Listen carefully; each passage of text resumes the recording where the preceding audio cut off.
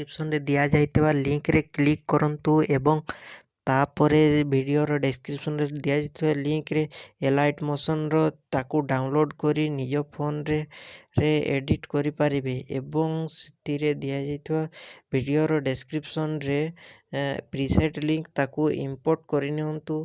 ତାପରେ ସେଥିରେ ଆପଣ ଯାହା କିଛି ଚେଞ୍ଜ କରିବାକୁ ଚାହୁଁଛନ୍ତି ତାହା ଚେଞ୍ଜ କରିପାରିବେ ଏବଂ ନ ଚେଞ୍ଜ କରି ମଧ୍ୟ ଆପଣ ତାକୁ ସିଧା ଡାଉନଲୋଡ଼୍ କରିପାରିବେ। ଯଦି ଭିଡ଼ିଓଟି ଭଲ ଲାଗିଥାଏ ଚ୍ୟାନେଲଟିକୁ ସବସ୍କ୍ରାଇବ୍ ଏଣ୍ଡ ଭିଡ଼ିଓଟିକୁ ଲାଇକ୍ କରିନିଅନ୍ତୁ।